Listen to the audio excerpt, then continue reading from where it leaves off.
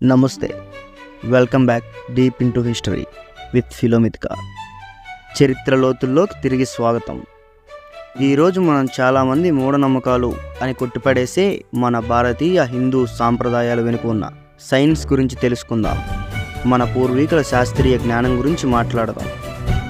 ద్వారం దగ్గర నిమ్మకాయలు కట్టడం దగ్గర నుంచి రాత్రి పచ్చని చెట్టు దగ్గరకు వెళ్ళొద్దు అనడం వరకు ప్రతి దాని వెనుక ఒక సైంటిఫిక్ రీజన్ ఉంది. అలాంటి వాటిల్లో కొన్ని ఈరోజు తెలుసుకుందాం. టాపిక్లోకి వెళ్ళే ముందు మన ఛానల్ని ఇప్పటి వరకు సబ్స్క్రైబ్ చేసుకోకపోతే సబ్స్క్రైబ్ చేసుకోండి. ఇలాంటి మరెన్నో విషయాలు మీతో షేర్ చేసుకుంటాం. సో లేట్ చేయకుండా టాపిక్లోకి వెళ్ళిపోదాం. మనం చాలా వరకు ఇంటి ద్వారం వద్ద లేదా ఏదైనా షాప్ ద్వారం వద్ద, అలాగే వాహనాలకు కూడా నిమ్మకాయలు వాటితో పాటు పచ్చిమిరపకాయలను కట్టడం తరచూ చూస్తూ ఉంటాం. ఆ విషయం గురించి పెద్దవాళ్ళకు అడిగితే దృష్టి కోసం అని చెప్పడం మీరు వినే ఉంటారు. కానీ దానికి అసలు కారణం వేరు. సహజంగా నిమ్మకాయలకు దుర్వాసన పోగొట్టే స్వభావం ఉంది. అందువల్ల అది ఉన్న ప్రదేశం ఫ్రెష్ ఫీల్ ఇస్తుంది. అలాగే నిమ్మకాయకు ఒక రంధ్రం చేసి ఒక పత్తి దారంతో మిరపకాయలు కలిపి కట్టడం వలన వాటి మధ్య జరిగిన కెమికల్ రియాక్షన్తో వచ్చే ఒక వాసనకు కొన్ని రకాల కీటకాలు, బ్యాక్టీరియా రాకుండా స్వచ్ఛమైన గాలి ఇంట్లోకి రావడానికి ఇలా కడతారు. అంతే తప్ప దాని వెనుక ఇంకా ఎలాంటి మూఢనమ్మకాలు లేదు. ఇది ప్యూర్లీ సైన్స్. అలాగే స్త్రీలకు ఋతుక్రమంలో ఇంటికి మరియు గుడిలోకి అలాగే పూజలకు రావద్దు అని చెప్పడం మీరు తరచూ వింటూనే ఉంటారు. కారణం అడిగితే మహిళ అనే ఒక కారణం చెప్తారు. కానీ దానికి అసలు కారణం వేరు. అది బహుశా ఇప్పటి కాలానికి వర్తించకపోవచ్చు. అలాగే అది సైన్స్ కూడా కాదు. కానీ దానికి ఒక కారణమైతే ఉంది. అది కేవలం మూఢనమ్మకం అయితే కాదు. అయితే దానికి వెనుకున్న కారణాలు తెలుసుకుందాం.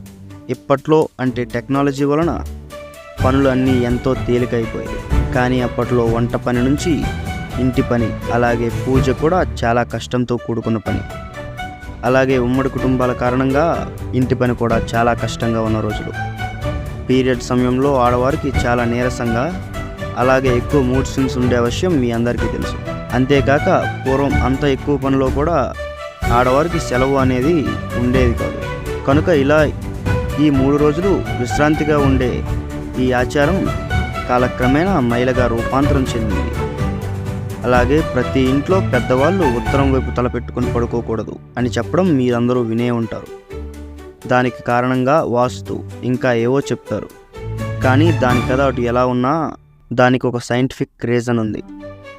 ఉత్తరం దిక్కును తలపెట్టుకుని పడుకుంటే కాళ్ళు దక్షిణ దిక్కు పెట్టుకుంటాం. అలా భూమి యొక్క ధృవాలకు మన శరీర ధృవాలకు మధ్య సమరూపత వలన మనకు రక్తపోటు వచ్చే అవకాశం ఉంది. అలాగే అలా పడుకోవడం వలన మన శరీరంలోని ఐరన్ అంతా బ్రెయిన్ వైపుకు వెళ్ళి బ్రెయిన్లో ఐరన్ ఎక్కువై బ్రెయిన్లోని కణాలు డిస్టర్బ్ అయ్యే అవకాశం ఉంది. దానివలన మానసిక సమస్యలు కూడా తలెత్తే అవకాశం ఉంది. కనుక ఉత్తరం వైపు పడుకోకూడదు అని మన పూర్వీకులు చెప్తారు. ఇది కేవలం మూఢనమ్మకం అని కొట్టిపడేయాల్సిన అవకాశం లేదు. అలాగే సూర్యగ్రహణం ఉన్నప్పుడు గర్భిణీ స్త్రీలు, చిన్నపిల్లలు బయటికి వెళ్ళకూడదు. అలాగే గ్రహణ సమయంలో ఏం తినకూడదు అనే ఒక విషయం మనందరికీ తెలుసు. మన ఇంట్లో రోజు వింటూనే ఉంటాం.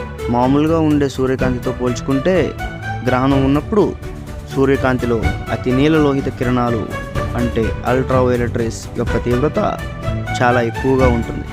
అలాగే వృద్ధాప్యం మరియు ఇతర చర్మ సమస్యలు, కంటి శుక్లం మరియు ఇతర కంటి సమస్యలు, రోగనిరోధక వ్యవస్థ తగ్గిపోవడం లాంటి రకరకాల సమస్యలు తలెత్తే అవకాశం ఉంది.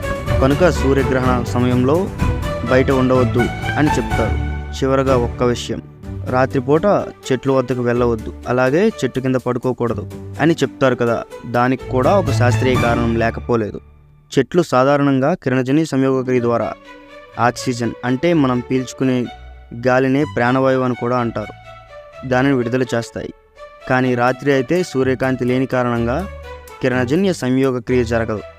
అవి కూడా మనలాగే ఆక్సిజన్ తీసుకుని కార్బన్ డైఆక్సైడ్ రిలీజ్ చేస్తాయి. దానివల్ల మనకి శ్వాస సమస్యలు, కొన్ని ఇతర సమస్యలు వచ్చే అవకాశం ఉంది. అయితే ఈ ప్రక్రియ మర్రి చెట్టు విషయంలో మరింత ఎక్కువగా ఉంటుంది.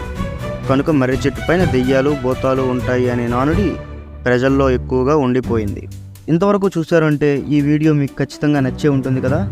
సో ఒక లైక్ వేసుకోండి, అలాగే మీ ఫ్రెండ్స్కి కూడా షేర్ చేయండి. ఇలాంటి మరిన్ని విషయాలు తెలుసుకోవడానికి నా ఛానల్ని సబ్స్క్రైబ్ చేసుకోండి. మళ్ళీ మరో వీడియోతో కలుద్దాం. Signing off ఫిలోమిత్కా.